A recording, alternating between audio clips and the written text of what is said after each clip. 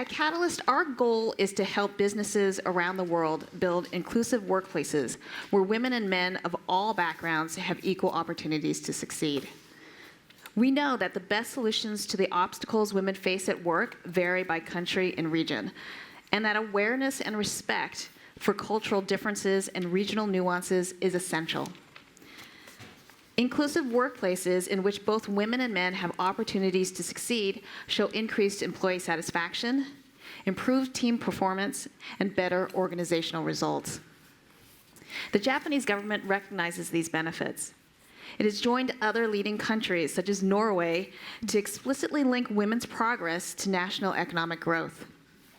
Japan is rich in talent, but too much of that talent is going untapped in the corporate environment. And in today's economy, no country can afford to leave half of its talent pool behind. Women all over the world face barriers to success. In some places, these obstacles are as fundamental as being barred from attending school or leaving home unescorted. In developed countries like the United States and Japan, the barriers are less stark, but no less real. Some are structural, some are unconscious, and some are the result of assumptions about women's interests, skills, and ambitions. Too many women are being held back at work as a result of these assumptions. How will the Abe administration's policies, including the new law promoting women's roles in the workplace, help break down these barriers? Tonight's esteemed panelists are immensely qualified to address this question and more. And it's a true privilege for me to introduce them. They're all accomplished, brilliant women who will shed excellent insight into the topic. Miho Hanafusa is the Deputy Director General of the Gender Equality Bureau at the Cabinet Office for the Government of Japan. She has a background in science and worked in the corporate sector for Mitsubishi Chemical Corporation. She's long been a champion for women, as her time as a member of the Society of Polymer Sciences Committee for Gender Equality shows.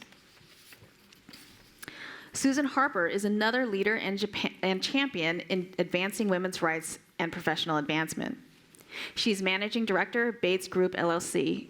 She currently chairs the New York State Bar Association's Committee on Women and the Law's Legislative Affairs Subcommittee, focusing on legislation and policy impacting the advancement of women. Kathy Matsui is another champion for women's equality. She's the Vice Chair of Goldman Sachs Japan and Chief Japan Equity Strategist, Global Investment Research, Goldman Sachs. She's served on numerous government committees aimed at promoting gender diversity in Japan and is a board member of the Asian University for Women's Support Foundation, among others. And last, but certainly not least, is Ellen Rongli, Consul General at the Consulate General of Norway in New York. As I mentioned earlier, Norway is a leader in gender equality, consistently ranking at the top of numerous reports, such as the World Economic Forum's Global Gender Gap Index, because of how well the country leverages its female talent pool. Welcome.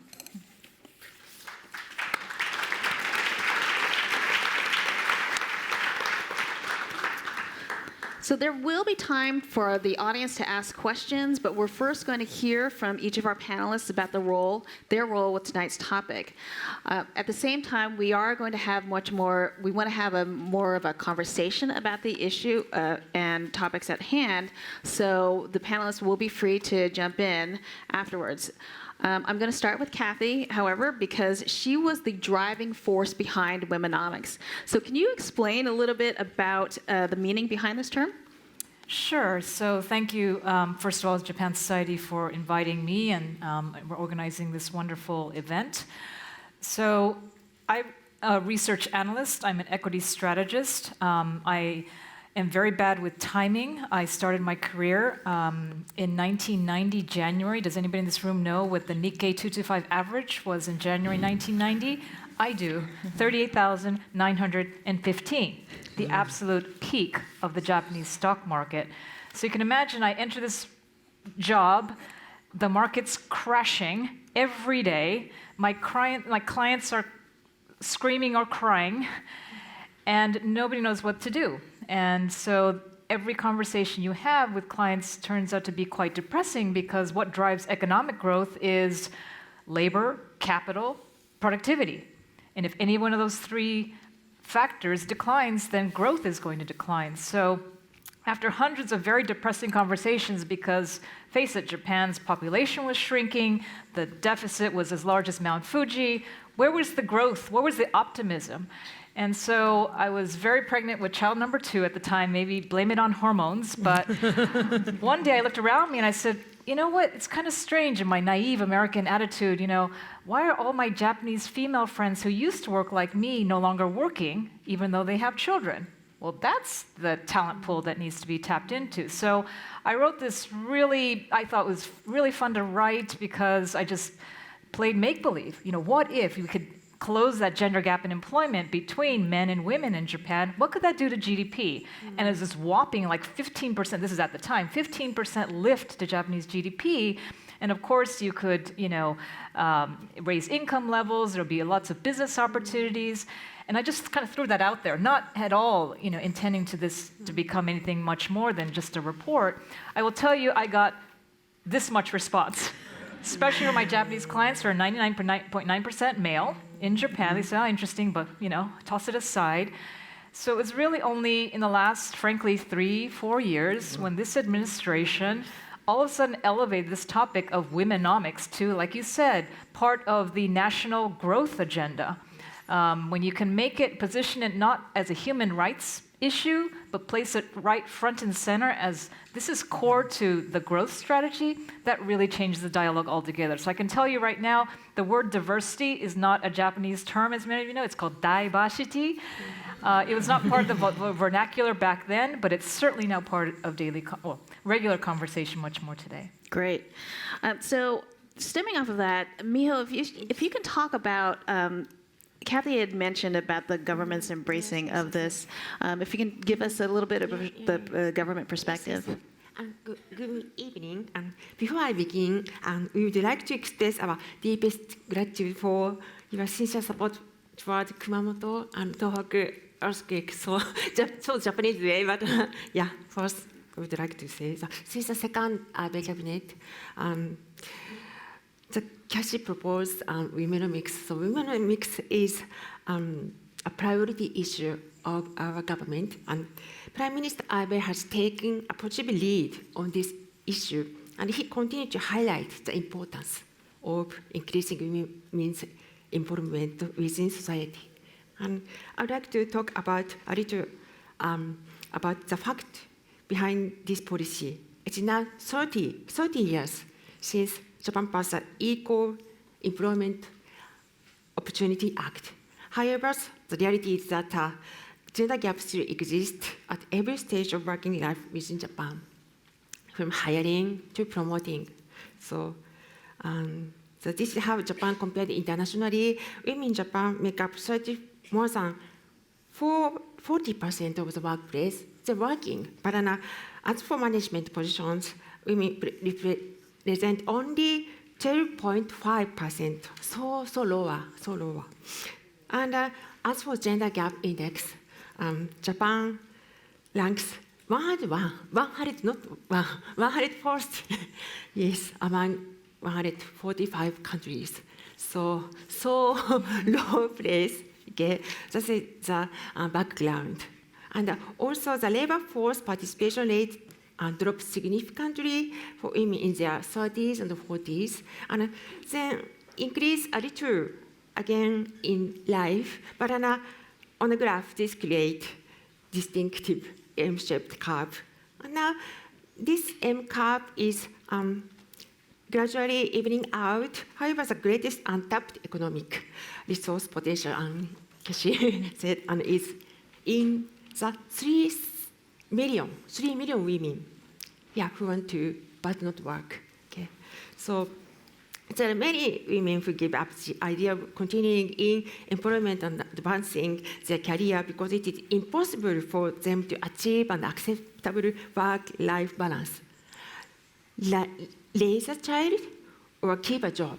So the reason for this include a deeply entrenched working culture, and that takes long hours, Japanese way, for granted, or some people's fixed idea about gender roles. around 60% of women leave their jobs. Yeah, you said, after their first child. Incredibly, yeah, so incredibly, this figure has hardly changed in the last 20 years or longer. So, stay. The graph is so beautifully stayed. So, the cabinet has therefore taken a number of steps. And last August, the new legislation, the Act on Promotion of Women's Participation and Advancement in the Workplace, was enacted and came into full effect this April. This new act requires large companies, national government agencies, and local governments to collect and analyze the data on the status of women's employment in hope that they grasp the situation and understand what to be done within their organization. This data includes the proportion of women among new hires or in managerial positions or working hours. So employers are required to devise a plan of action with concrete numerical targets based on this information and make public the latest data. The act represents a more ambitious and effective positive action than any other measures in the past in Japan. So you're already doing such kind of things, but in Japan, it's very important for us. Yes. In December 2015, the cabinet agreed on the fourth basic plan for gender equality. The plan stresses the need to transform labor practices that assume male-oriented, Japanese male-oriented working styles, and to promote efforts that will create a larger pool of women professionals who may hold leadership positions in the future. Yes. In addition, for the integration of perspective of women's active participation in the ministerial annual budget requests, the intention policy to accelerate the empowerment of women was established. As a new incentive to promote a change in attitude to work, the government is taking work-life balance into account when assessing applicants for public procurement. So it's very new things for us.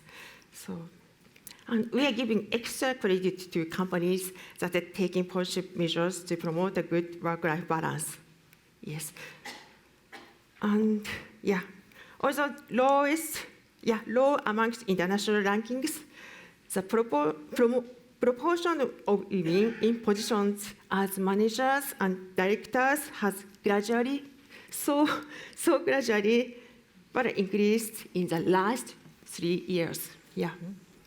Okay. So I should, by way of conclusion, make my introduction. So having worked for a chemical company in such field as research and development and research planning, market development, or corporate social responsibility, or management strategy, I was lucky enough to enjoy many opportunities for different types of work experience and training, including secondment to the United Nations-related organization Global Compact Network Japan, or I was also extremely fortunate with the many contacts I made both officially and privately. So I also have a loving daughter who is now 20 years old. I managed. She is awful for me. No. I'm grateful for the flex time program or the other aspects of the adaptable working style. It's very important in my company, and more personally, for all the help and support I received from my family and others while I raised my child and continued to work. So I worked to support female researchers as a member of the Science of Polymer Society's Committee for Gender Equality. So I believe that the correctly understanding the situation within companies, academia, government is fundamental to moving forward with any measures to promote greater women's involvement. So based on my own personal experiences, I know the importance of ensuring the right systems and cultures are in place within the working environment, allowing women to push themselves to and through new challenges. Yeah. So we will continue to make efforts. So thank you. Excellent. Yeah. Thank you. And now, Susan, if you can give us the U.S. perspective of gender diversity. Sure, sure. One thing that struck me, I guess just when we just started the discussion, was just talking about how this is a priority, in Japan and the government. And what went through my head was that it is a priority for the Obama administration, but not necessarily for the Republican-led Congress. And that really causes, a lot of issues for us. And I'm making sure I'm distinguishing that on the congressional level, because we live in a very large country here, and we have many different states, and all those states have different governments, and within those states we have counties, municipalities, and their governments too. And so where things are not necessarily happening on the federal level, they may be happening on the state level, or even on the municipal level. And so there is definitely some excitement happening. Maybe not necessarily on the federal level, but on the state level. Women make up a huge portion of our workforce nowadays in the United States. We hold great purchasing power in the United States, but of course, it's not necessarily translating into the workplace. We have about 18% of Fortune 500 board seats. We have about 14% of the top leadership positions at companies and 4% of the S&P 500 CEO positions. However, we have made progress. In 1963, only 44% of the prime working age women, and that's ages between 25 and 54, were in the labor force. Today, we have 75%. That's great progress. Our population is changing, and so that's going to really change the dynamics within the United States. We have a population right now that's getting much older, and it's going to double constantly as we move forward. However, we have this younger, dynamic generation that is not necessarily embraces typical corporate norms. They are called the gig generation. They're very entrepreneurial. They're very mobile. They want to move around. And the policies that we have here in the United States may not necessarily work with that group. In that group also has a bigger issue too, and that's they face a lot of financial debt, as we all hear about. In the U.S., so I'm going to just point to just certain U.S. policy issues first before talking about the solutions or any sort of legislation that's happening there. But in the U.S., what our policy is in terms of paid leave, we don't have a paid leave policy. We don't have a paid leave maternity policy. What we have is, the FMLA of 1993, and that basically means that you can take time off for a certain period of time, and that's unpaid leave. But unfortunately, many people cannot necessarily do that in the United States because the fact is just cost prohibitive. And the United States, as many people know, and all around the world, we face a gender gap. And that gender gap, changes depending at what point you are in your career. So as you begin your career in the United States, it tends to be a smaller gap. As you move along your career trajectory, it tends to get a little bit larger. More women are breadwinners in the United States than ever before. And with respect to going back to that paid leave policy, more women are caretakers out in the workforce. And so having these certain policies that are not necessarily in place or really impact women and women's advancement tremendously. Companies, of course, have policies, and we're very fortunate that many companies have stepped up to the plate and should really applaud all those different companies. However, it's only about 12% of the workforce that has access to these sorts of paid leave policies. And some of the problems, with respect to even having some of these policies, it's really interesting when I was looking and reading the research on this, is that sometimes workers don't want to take advantage of their paid leave policies. Sometimes they're concerned of how they may be viewed, and that's women as well as men. And as they move up that career ladder, that impacts them. So in terms of just looking at just the business side too, because as Serena mentioned, I'm involved in legislative affairs on a pro bono basis through the different bar associations, but I'm also involved in advancing women in the business community through the Financial Women's Association, where we work to advance the leadership and success of women throughout the financial community and advancing women in the current and next generation. So some of the key issues I think that are holding women back, one is this pressure on them with respect to work-family balances. Just how are they going to manage that? And the pressure's not just on women, the pressure's on men. And I have to say, one thing that really struck me recently when I gave a presentation concerning the paid leave issue, I had so many men come over to me and share their stories with me. They all came over and they said, oh my gosh, I'm dealing with this with my mother right now. Oh my gosh, I'm dealing this with this person right now. This is an issue that affects all of us in our society. It's not a women's issue, it's a family issue, it's a worker issue.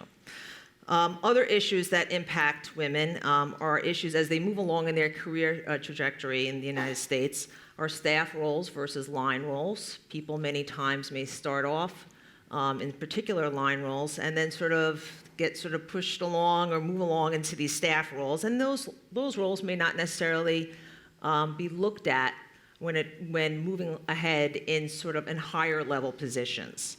Then there are other issues that creep up concerning P&L experience. Women tend to sometimes look at job descriptions and say, well, I don't have this, so therefore I may not apply for this. So there's lots of interesting things that companies are doing to help educate women and to help them in terms of gathering these certain skill sets so that way women can advance.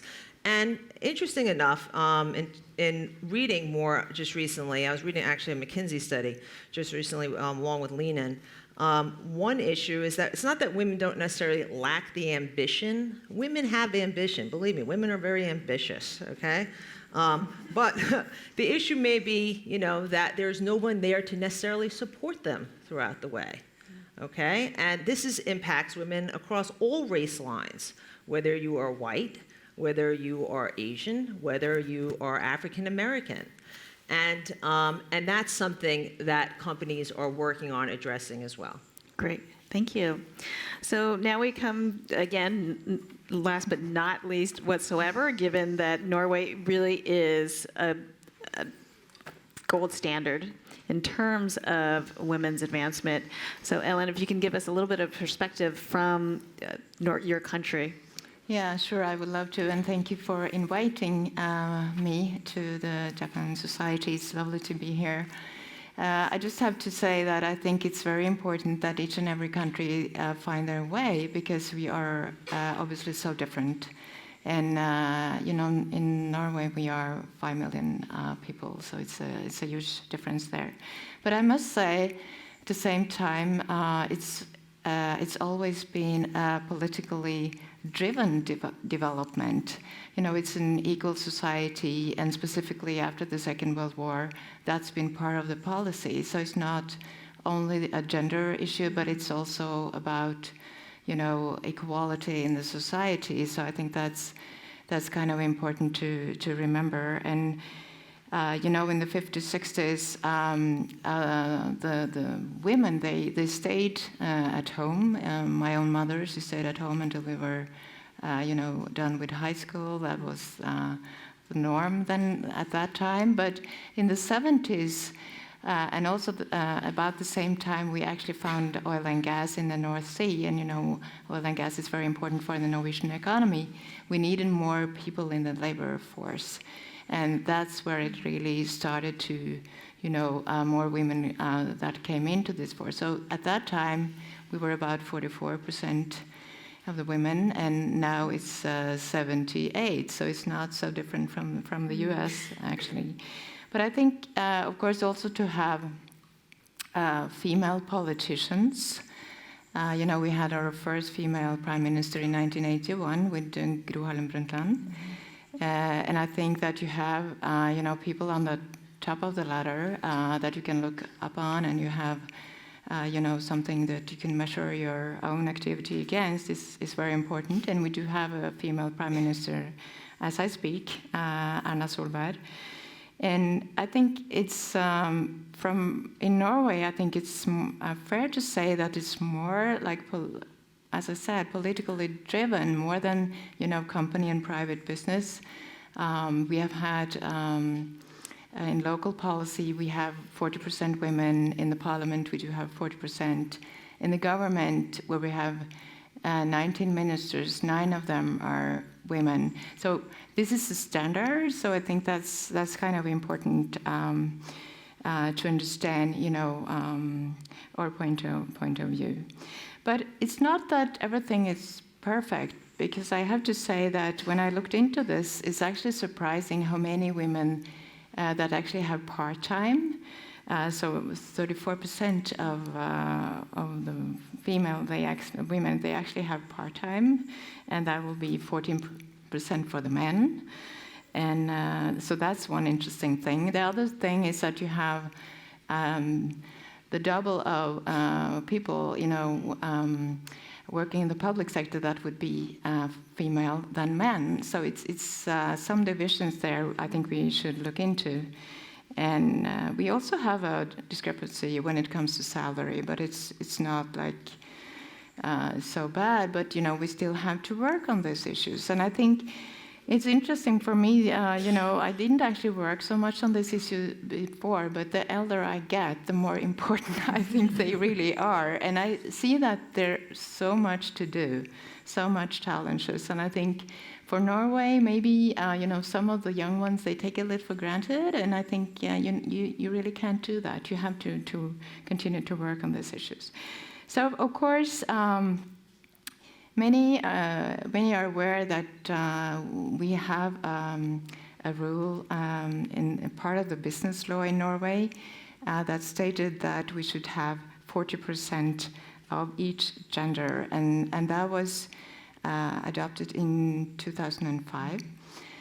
So since then, we have had a real change, and it was interesting because it was a male minister in a conservative government that actually understood very well that, if we don't get this quota system, we won't get anywhere. So I think that was very interesting, and it was a lot of discussion at the time. It's not so anymore, because people see that this is working very well. Many people asked, do we have these women? Do we have them? Are they qualified? And they were there, so that was not really the challenge. But it's interesting to see that still we don't have many women as chairman of the boards, right? We don't have so many women as CEOs in big businesses, so we have a way to go there as well. So just a quick roundup. I think one of the reasons that you can have this development in Norway is because you have, of course, a good scheme for parental paid leave. You have to remember that you have 100% paid for 59 weeks. And if you choose 80% paid, you have, or opposite, 49 weeks if you have 100%. So it's a very good scheme, and it benefits both the mother and the father, and it's 10 weeks set aside specifically for the father. And of course, also so important that we have a policy that we should have daycare for all. So all the parents that would like their kids to go to daycare, they should have that as an option. And it's subsidized, so it costs you some money, but it's not like terrifying costly. So it's really a good option. So I have 4 kids myself, and I don't think that would have been possible if we didn't have, this good basic system. So. Absolutely great. Thank you so much. I want to actually jump off from there because you mentioned that it's been in terms of the parental leave, it's a benefit for both men and women, mothers and fathers. And I'm wondering, it goes to the larger issue of the involvement of men in terms of creating these kinds of policies and building gender-neutral policies and encouraging them to take them. And I wondered if we can talk about, Kathy, if we start with you, what do you think would help to encourage men getting involved in these kinds of things and really looking at the way the policies are structured and encouraging men to take paternity leave, for example? Mm-hmm.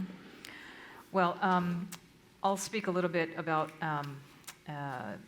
what we've seen so far, and Hanafusa-san, you should definitely elaborate. But one recent development is this Male Champions of Change initiative, which is, at the end of the day, if the women, especially in the private sector and leadership roles, are a minority, it's very hard to change the status quo if you're the minority. You have to engage the majority. So there's this concept in Australia called the Male Champions of Change. Of course, in the UK and Hong Kong, there's a 30% club. It's all kind of the same thing, but trying to engage senior leaders, men, who are sympathetic, empathetic with the whole issue of diversity, and trying to have them wave the flag of diversity, not just say, oh, these poor women, we got to help them, but this is good for all of us. And I think that's been, it's just begun fairly recently, but I think that's been quite successful so far.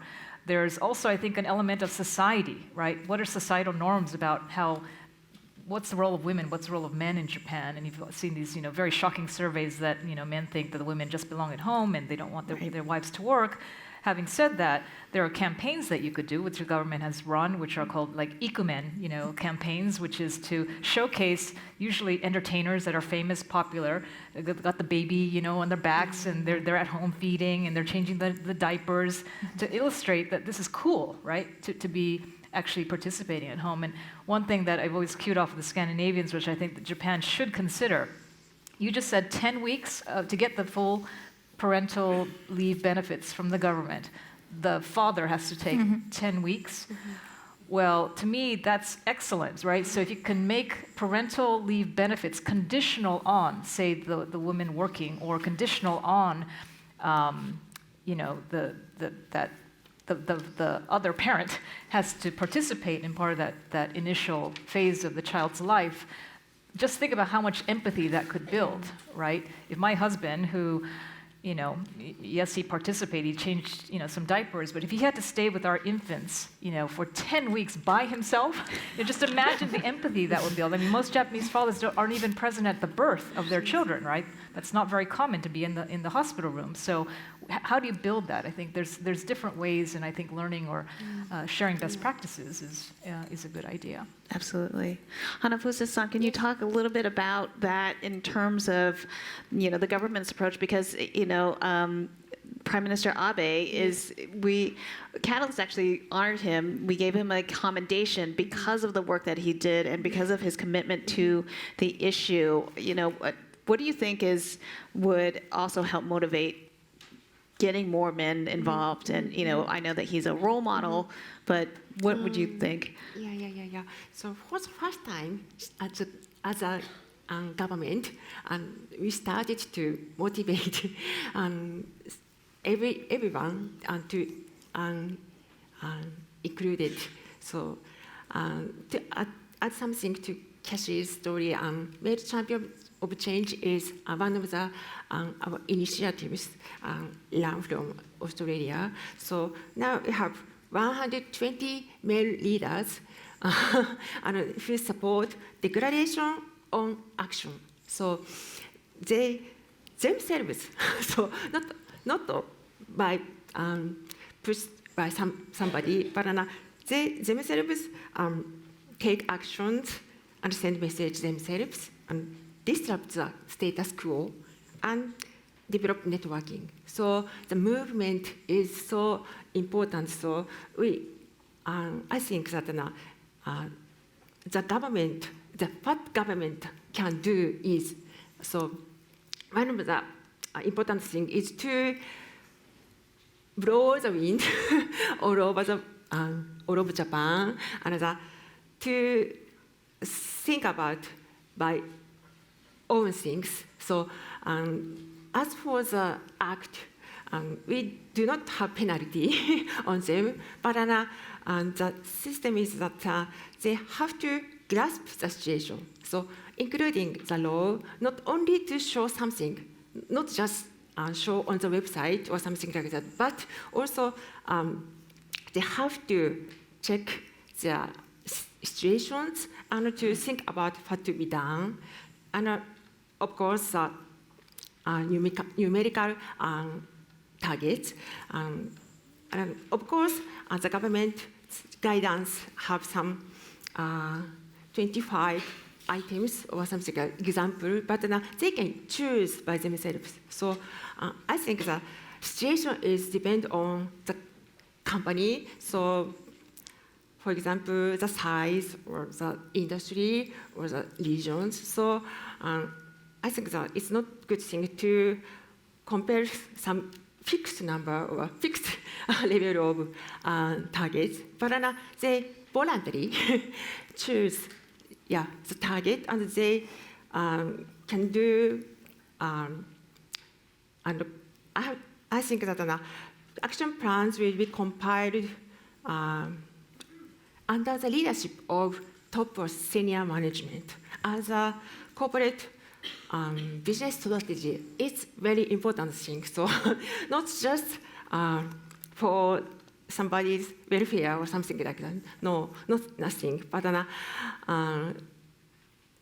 corporate strategy itself, the concept of corporate strategy is the good thing to proceed things forward. So we are a lot of things to think about the situation, not just pushing something. So in a very Japanese way, I think, but we consider a lot of things, and now make an effort to promote many kinds of measures.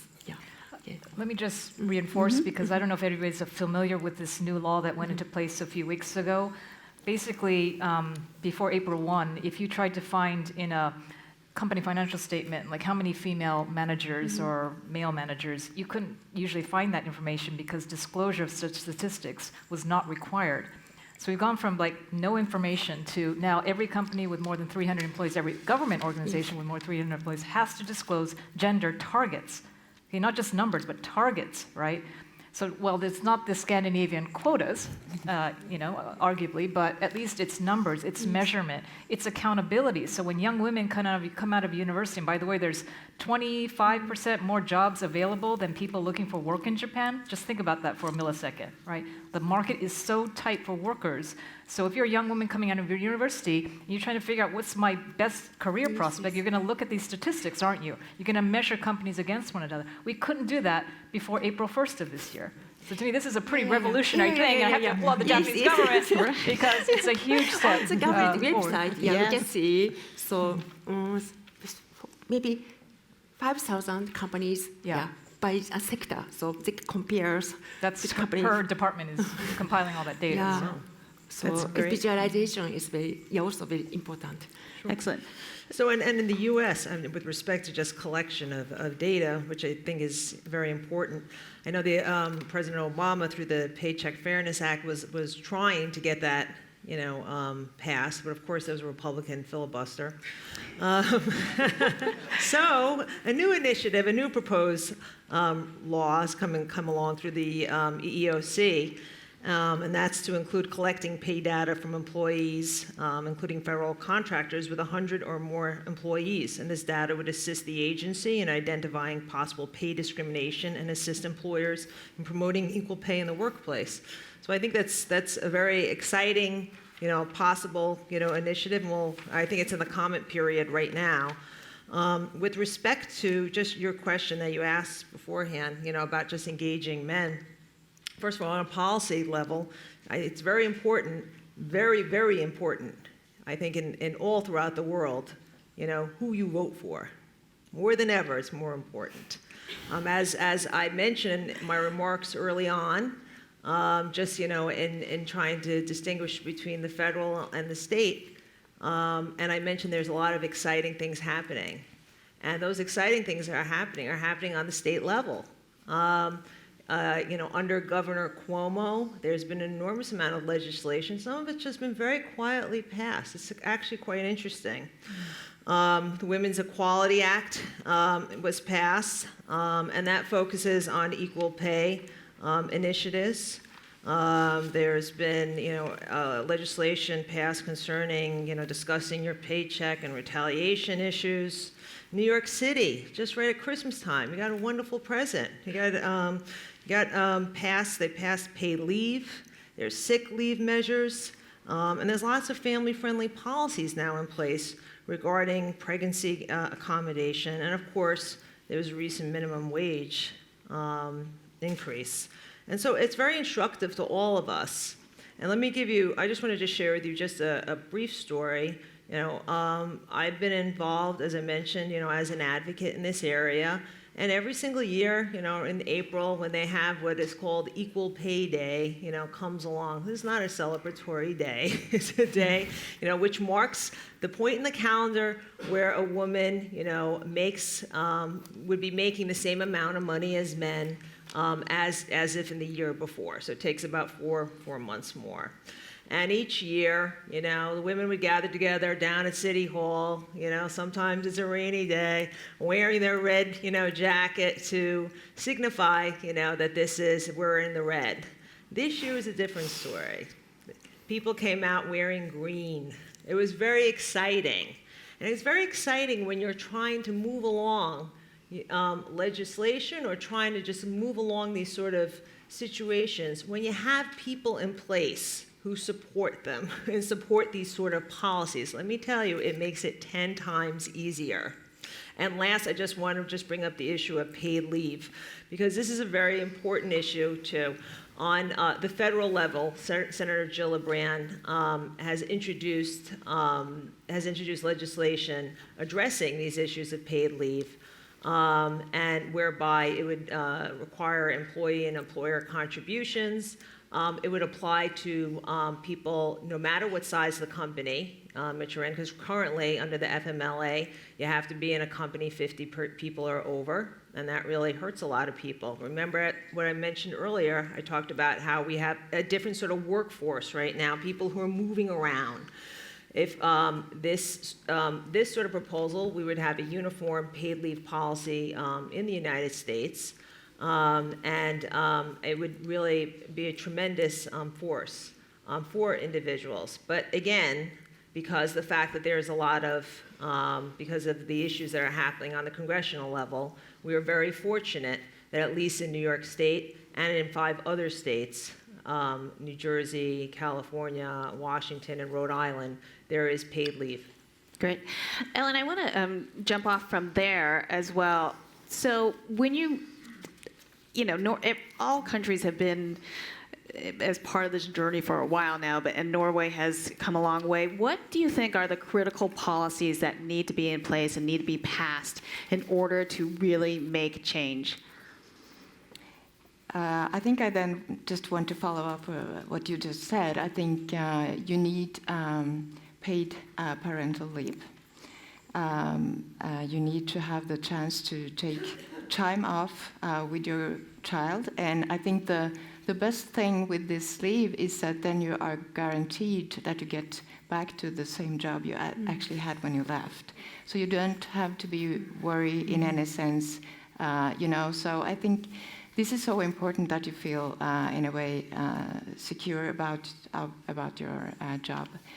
And of course, the decision to provide people with daycare is of course part of that story, because if you, after 1 year of leave, you don't have anywhere to place your child, then you still have a problem.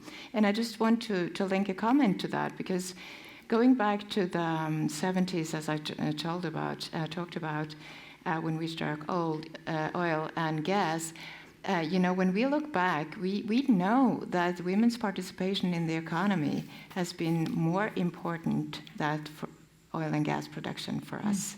And I just wanted to give you an example of that, because when they really started to build a lot of these daycares around in Norway, of course that created job in itself while they were building them. with a lot of supply and so on. But when they were up and running, of course, a lot of women could be there and to have a job there, and it created tax incomes for the small communities. It created more supply, more demanding for this and that services in the small communities. So even that, you have to think about not as an expense, but actually as part of the income for your countries. Mm-hmm. Great. And then I know, speaking of the whole childcare issue, Yokohama is, I think, a good model. And if you can talk, if you can talk a little bit about what Yokohama did, speaking of local efforts, and what kind of what your thoughts on what they did. Yes, Yokohama City had a big problem of children on waiting lists. So, but in 2010, so 6 years ago, they solved the issues by promoting private companies' entry and utilizing idle land. So I found that I was doing some, making some vegetables on the land, but suddenly we could not do such things. So after a half year or 1 year ago, and when I came through this land, I found, such a nursery center. So maybe they are making a lot of ground to using a lot of ground to make nursery and care center. So the policy is so important that I thought at the time. So and also Yokohama City established the coordination system to match up supply to demand. So not only big child care center, but face-to-face or some one-by-one take care, or so many kinds of services they have. So they contact persons are working for coordination. So maybe the situation is different from the cases. Some women want to work so near the station, or so many cases, so matching system works very well. Yeah. So I think we should learn from Yokohama City, but I think Yokohama method may not be applicable everywhere because each community has its own resources, advantages. For example, the idle lands or the staffs or something like that. So we should, we need decentralization of decision making rather than centralize the command system. So the all over the policy is very important to increase the child care center. So as the government, we are making efforts, still lack of centers. But what we can do in the government and what the local community do is different. So I think the role, is very important for each other. Right. And speaking of the, not just relying on the government, and Kathy and Susan, if you can talk about this a little bit, just in terms of the private sector involvement in this, in terms of what kind of company policies are good and effective to increase the promotion and advancement rates for women. Well, I think at the basic level in Japan, one of the reasons why Japanese salarymen rank maybe OECD number 2 or 3 in terms of number of hours worked annually is what is the incentive for these men to work? They're measured on the basis of time, seniority as opposed to output and performance. I mean, I'm being very generalistic here, but generally, that's why they spend so many hours at work, or maximize hours at work and minimize hours at home. And so that in and of itself needs to be kind of flipped on its head. And I go back to, Susan, your point. I think I'm actually encouraged because I don't know about any of you in this room, but if you speak to any, millennial, generation, whatever you call them, and especially the young men in Japan, they are striking me as they really care about, they don't call it work-life balance, they got life and a little bit of work, And they really care about the work environment, about the hours, about the flexibility. And so I'm actually encouraged by this, because talking about engaging the men, if you get the young men to want these things, that should definitely, change the needle. But we have to look again at reassessing the evaluation, promotion, compensation schemes at the root. Why are these men not participating as much, in the household? One other comment I'll make is on the childcare thing. And by the way, Yokohama City Mayor is Hayashi-san, who is a woman from the private sector. So she came, she did, she accomplished. So look at what you can do when you make your mind up. But the other point is, look, everybody complains about lack of supply of daycare. Well, we have a lot of women who have been mothers, right? Who may not be active outside the home, but they're in home. They have some ample time, not everybody, but some may have ample time. Why don't we train them to sort of some national standards to allow them in their neighborhoods, in their communities, to act as caregivers? They could be childminders, they could be elder care, givers. That seems to me to be kind of not quite a no-brainer, but there is some ample supply there that we should also, be able to tap into. Great. I agree with that. I think that's definitely an interesting idea. With respect to, but in terms of just the daycare issue, and I'm a mother too of two children, and I've already walked the walk on this one. But the Wall Street Journal just this past week, and you may have caught it for Mother's Day, did a whole analysis on just the daycare costs. And the cost of daycare in the United States, can range, from $10,000 to $14,000 a year. It's the cost of a tuition in a public, in-state tuition for college. And the good thing is there is some good things. There are opportunities for people to participate in flexible benefits. So they can offset some of that, and there may be some slight tax benefits depending on what your income is, but it needs to go further. I'm reminded that by Congresswoman Maloney, who's really one of the great champions, is one of the great champions in Congress for women, and she once told a story about, and she kind of poised and she said, "Why is it that someone in my district, a businessman, can write off $750,000 at scores?" She said, "But you can't write off all these costs, with respect to daycare." And that always struck with me and stuck with me, just because the fact at the end of the day, when I added it all up, it costs almost, I think it was a little over $100,000, between the two kids going to daycare each year. And so, you wonder, what's going on and what's happening, and that, coupled with those policies, and again, we're very fortunate that we do have some companies, that do step up to the plate. I think it's very important, obviously, in thinking about how do we move this needle. Number one, it has to come from the top. It must come from the top. I think that the CEO of Salesforce is a wonderful, wonderful example. He's come out and he said, I want to look at, the salaries. I want to, make sure that, women are considered for certain positions, that they make up 30% of the attendees at management summits.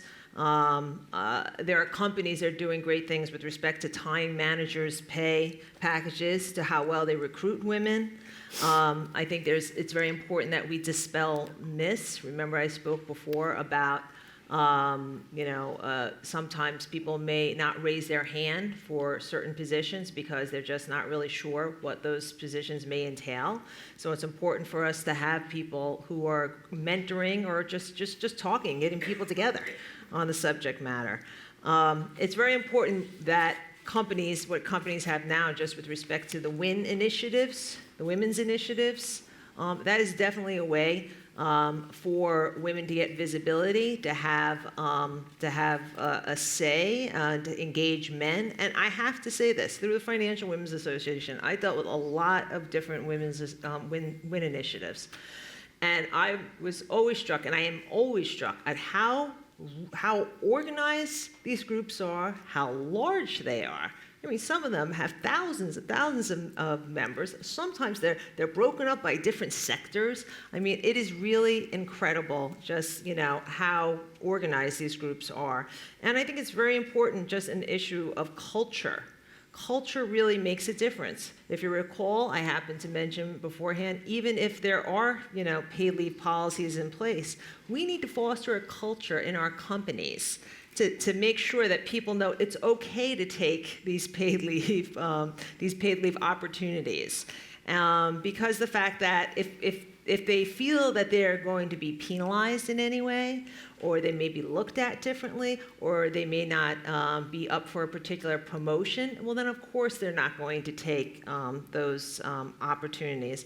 And then finally, just with respect to boards too, because boards are obviously an important issue, and we just talked about how in Norway what they're doing. In the United States, we need to look beyond the CEO pool. We need to see, there's an enormous amount of talent at all different levels, and we need to also, again, expose, women about the realities of what's expected on boards too. And at Financial Women's Association, we always do a really good job of that in terms of directors training. But it's very important that you look beyond, because if you only have 4% of the women being the CEOs, your pool's kind of small. Right, exactly.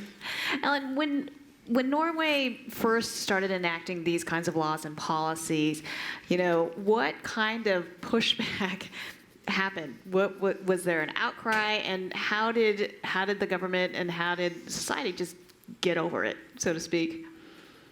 As I was mentioning, it was a debate, obviously, and I think first and foremost, it was about do these women exist? Do they have the qualification? So that was put a question mark on that, and it wasn't fair because they were there when they started to list them and gather them. They were absolutely there. So I think it's a lot about information. It's a lot about knowledge, and of course, as you were mentioning, Susan, I think that you need the men on board here. You need them to ask the right questions. They should be doing these things themselves. They should take the leave, for instance, themselves, even though they have high positions. So everything you do like this, I think, changed the attitude. But I think this was, it was interesting because it went actually very fast, and I think it was interesting because it was a conservative government, and it was a man, and I think in a sense it helped that he was in forefront regarding this. But get the information on the table, and what's the problem? That's great. I think it goes to what the Japanese government is doing right now, that this, with this new law, it is, as Kathy and Hanafusa-san mentioned, it's getting that data out there so at least you can start working on the issue. At this point, we're going to open it up to questions from the audience. There are 2 mic handlers who are on each side, so please raise your hand. Also, if you could please introduce yourself, your name and where you're from, and if you keep your questions short, because I'm sure there's a lot of people who would like to ask questions, and we have a short amount of time. So. Hello, thank you very much. My name is Hideki Suzuki, corporate governance analyst from Bloomberg LP. I was actually born and raised in Yokohama, so I'm really glad to hear what's happening in Yokohama. Hi, Yokohama. Thank you very much for sharing great thoughts. I have a couple questions about pay equity, which Susan and Ellen shared a little bit. So when you look at countries like Australia, publicly listed companies, they need to disclose the pay gap for all the different levels of women and men. My question for you, Miho, is there anything like that happening for Japan, for the government to take initiatives to encourage companies to disclose pay gaps? And my question for you, Kathy, is what more do you think is needed for the capital markets to start valuing diversity, pay equity, and other human capital issues? Thank you. So as far as pay equity, pay equity is one of the items that companies should check and grasp the situation. But at this moment, we are not compel the company to disclose on the website. But yeah, I have a lot of voices from such kind of things. So yeah, in the future, and I think it is the things that we must think about. Yeah, thank you. From my side, I think we've begun the process, which is to require companies to disclose basic data. But as Hanafusa-san said, you can pick and choose what data you want to disclose and what targets you want to set. So it may not be standardized across companies. If you're working for Bloomberg as a governance analyst, I'm guessing you need standardization like I as an analyst do. So we need to require standardization of these metrics so that we can compare, apples to apples. Second, I think that the whole kind of corporate mindset about this issue, I still come across, I speak to a lot of Japanese companies about diversity, and usually they, rally up a room full of women. And I say, I'm sorry, but I'm going to leave because I'm just preaching to the converted, We need to get the male, especially middle-level managers, because usually the shachos who are asking for these presentations get it, right? At the top, they get it. It's just not filtering down into the what I call marzipan layer. And so we need to educate this marzipan layer of managers why this is important. This is not a CSR or like a human rights issue, like I said earlier. This is important for the bottom line. Catalyst, they've just opened an office in Tokyo. It is fantastic that we have Catalyst in Japan doing research, doing surveys. We can get real-time data on how companies are behaving, where the gaps are between industries, et cetera. So hopefully with more education, with spreading the word about this is for economics, this is for business as a rationale, that will help the discussion move forward. Great.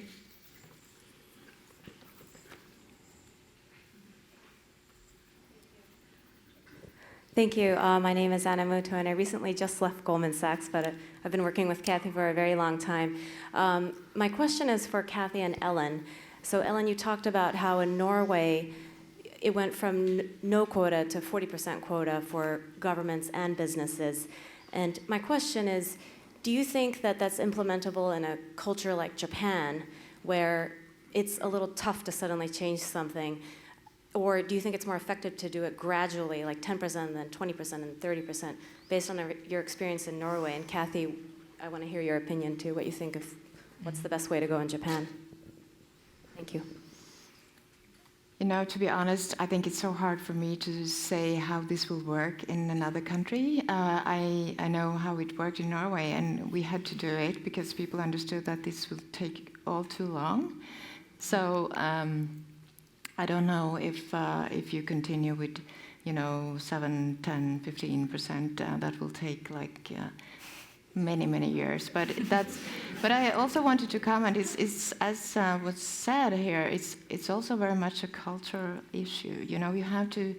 When I think back, we only 30 years ago, it was very different in Norway, and so I think you have to, in a way, work many different ways to get the progress you want. But I think some other has to talk on behalf of Japan.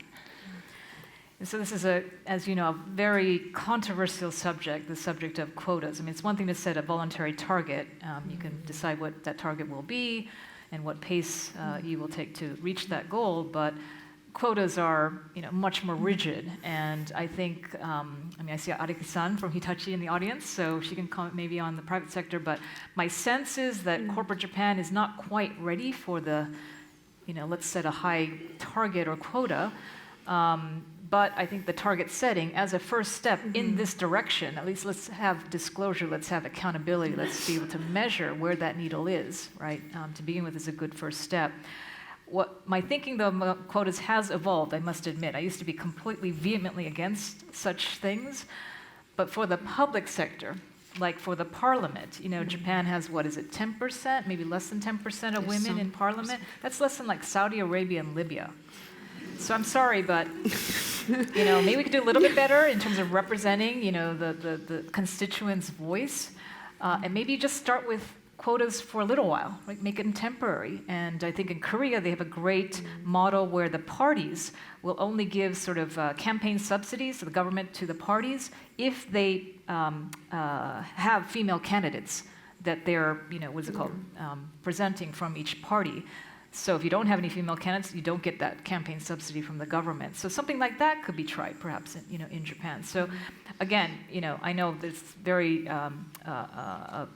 hot and controversial topic. Everybody has their opinion, but I think let's start with quotas in Japan. If we don't make a lot of progress, maybe we have to go, the Norwegian route. But at least we made a small step in the right direction. Excellent. Okay, I think we have a question there. Thank you. Hi, I'm Joyce Gelb, Professor Emerita of the City University in New York. And I know I'm not only supposed to ask one question, but one thing I wanted you to comment on was, according to the Huffington Post, or maybe it was New York Times about a year ago, I think they've both written about this issue, actually more women work in Japan than in the United States. So I wonder if that has something to do with the kinds of jobs they do, or if it's just the fact that Japan has become, much more liberal state. And this, of course, precedes the Abe targets. So that is one question I have. And I guess the other question I have, which is maybe a tougher one, is there's been a lot of legislation in Japan. As you mentioned, the equal employment law, there was a gender equality law, been all sorts of laws in Japan. And the issue has been about implementation. And I wonder what makes us believe that this current set of targets, which are just targets, without, as you yourself said, don't require, may require data, but they don't require, I think, compliance. Perhaps there's some issue about publicizing the companies, but we've been that route before, and it never really worked very well. So I guess I'm wondering what's going to make it different this time. Thank you. I'm going to take the first question. So that is true. Now, it depends on, of course, the denominator you're looking at, but the denominator that, say, the OECD typically uses is the female workforce population from ages 15 to 64. Believe it or not, the Japanese ratio was hovering in kind of the low to mid-50s for a long time, and of course, America's way up here. Last year, those two lines crossed. So Japan today is at 66%, and the US is 64%. Now, you raise the correct point, which is what types of jobs are these women taking? So with prolonged deflation, with lack of growth, companies had to survive. So how they survived was change the type of contract of their employees. So today, 40% of all workers in Japan are part-time or temporary. 70% of those 40% are women, right? So a lot of these jobs that show this big spike in the last few years under Abenomics has been in part-time roles. So that's why I think this target setting, it may not be perfect, but at least there's transparency now with respect to, so what are the numbers? What are they telling us?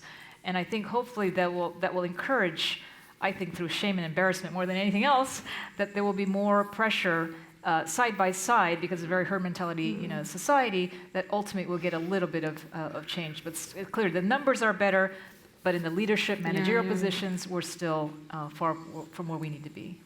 Right. Okay. Yeah. It's a big problem. And in 3 years, women, the rate of women's participation in the workplace increased 1 million.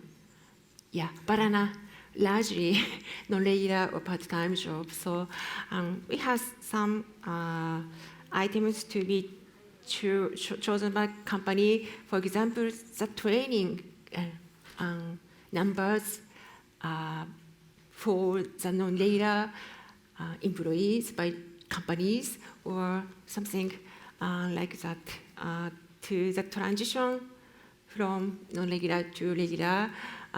We give some grant for SMEs over something like that, but not enough, I think. So it's very big problem related to wage gap. So otherwise, it's just some labor so itself.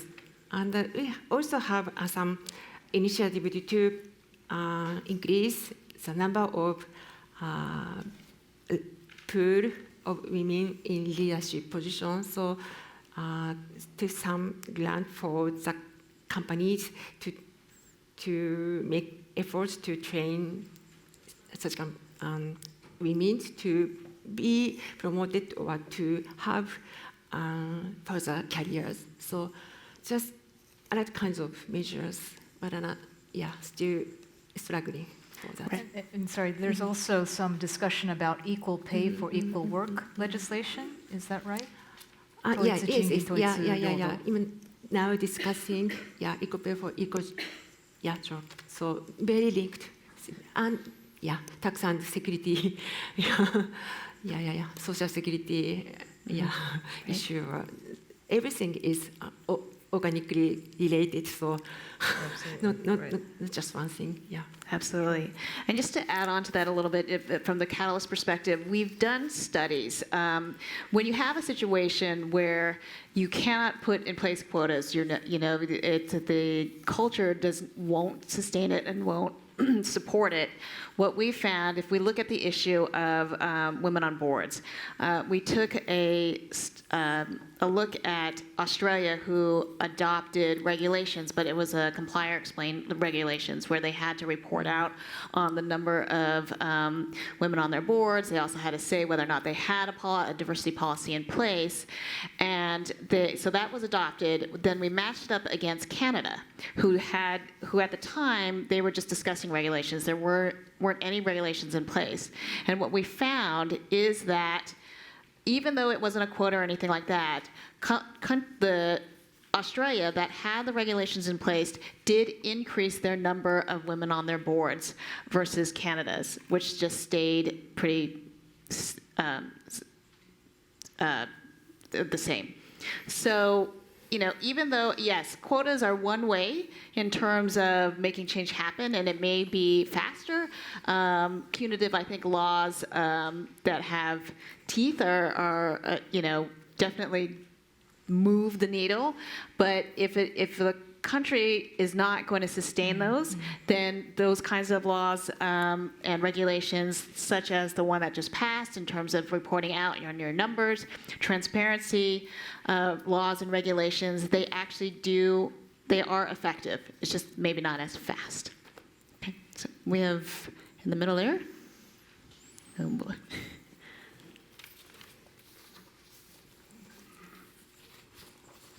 Yeah, hi, I'm Richard Katz from the Oriental Economist Report. Hi, it's been some years. I have a question on this equal pay for equal work legislation. Actually, it's the law already in Japan, it has been for a couple decades now, that men and women have to be paid the same for the same job. So do full-time regular workers and part-time workers. But what happens is companies will have 99.5% of the job the same, tweak it so 0.5% is different, and then judges will say, it's a different job, so you can discriminate. And there is no agency in Japan, unlike other countries, which actually is tasked to enforce the law, investigate complaints, whatever. So my question is, the Prime Minister has been talking about some sort of equal pay for equal work measures. What I'd like to know is, as part of this discussion, will there be any agency of the government which actually, like the FSA investigates banks and insurance companies, will be any agency of the government that has to investigate complaints, prosecute violators, have them pay a fine? Laws are, the interpretations, laws are tweaked so that judges can no longer say that if the job is 0.3% different, it's a totally different job. So what measures will be taken to make sure that these laws, which have been in the books for 20 years or more, actually this time work? 400%. Yeah, it's really important. Well, I think you're absolutely right. I mean, as Hanafusa-san said, we've had this gender employment what is called equal opportunity law in place for decades, but it's in the books, it's in writing, but is it actually enforced? And if women have a complaint, who do they go to? And how do the judges judge that? So, yeah, that's an area where they still, I think, have room to go in terms of addressing. I'm guessing with the Ministry of Labor.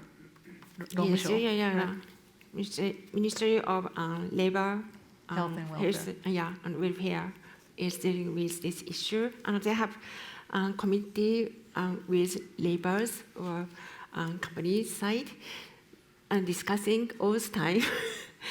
Yeah.